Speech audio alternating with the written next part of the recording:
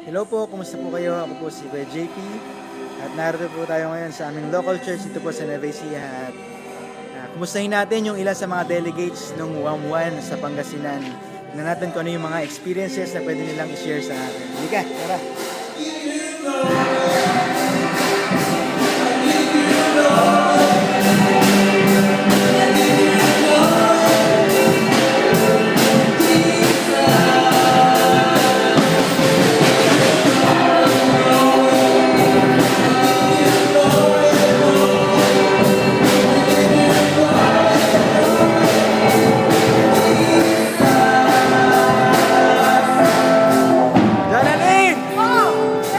Kumusta? Okay lang. Testimony mo daw para sa WAM1. Anong experiences mo? Anong pwede mong i-share sa mga gustong umattend ng WAM2? Sobrang dami. Wala akong masabi. Ayan. Sobrang yung pag-attend ko po ng WAM1, life-changing po talaga yun. Sobrang nakaka-bless. Sobrang napakasaya. Lahat ng sobra nandun na. Kakaiyak! Ayan. Yung ganong kataas ng spirit, basta hindi ko maipaliwanag kung gano'ng kataas, kung gano'ng ako na-shock sa faith ng mga kasama ko.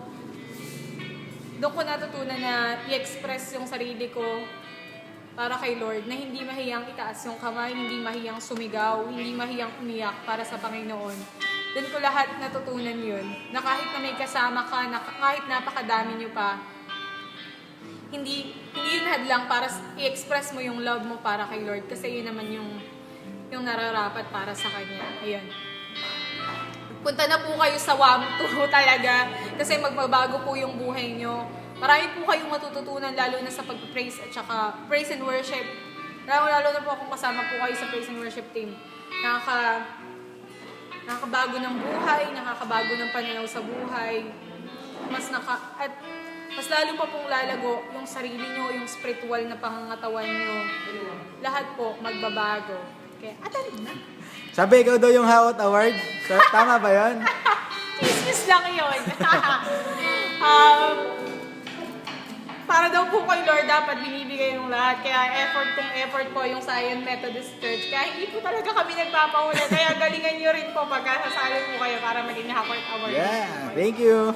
Thank you po. Bye-bye. Sunod natin yung ilan din sa mga kasama pa natin. Ito, si Mr. Pogi. Boss, ano man sabi mo sa WAM1?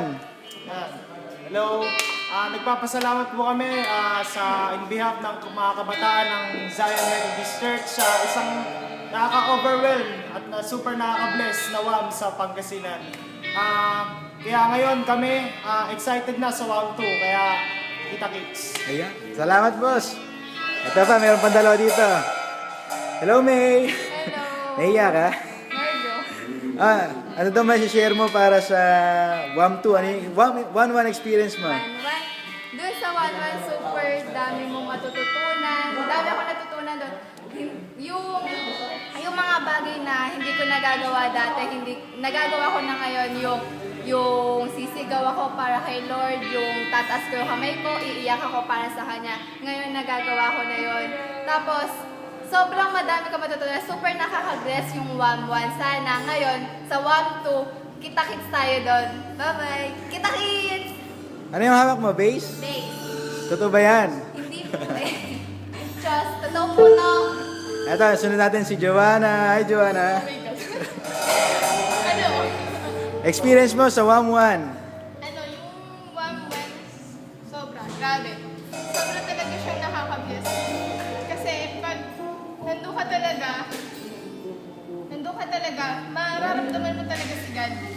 Kanya? Kasi, mararamdaman mo talaga si God sa sobrang praise and worship mo lang nila. Kahit praise yung ginagawa mo, worship, pag ginagawa nila, sobra talagang nakaka-bless siya. Tapos, tuwing umaga pag gigising kami, hindi na namin hinihintay na gisingin pa kami ng mga facilitators. Kasi gusto namin kami na mismo pupunta doon. Kasi na-excite kami. maramdaman kagad si God. Tapos sa paggamit ng cellphone, hindi talaga kami mahawak ng cellphone kasi gusto namin, dun lagi kami nakafocus. Hawakan lang namin cellphone namin pag mag-a-alarm, tapos pag papatayin yung alarm. Kaya, yun. Kaya sa 1-2, sama kayo. Sobra talaga nakaka-bless yun. Tapos, grabe, yung mga tao doon, sobrang approachable talaga.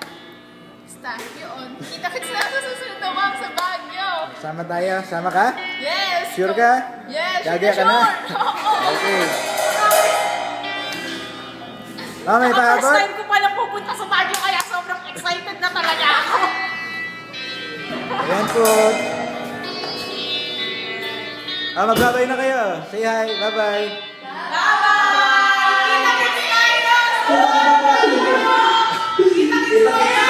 Kita kiss. Bye-bye!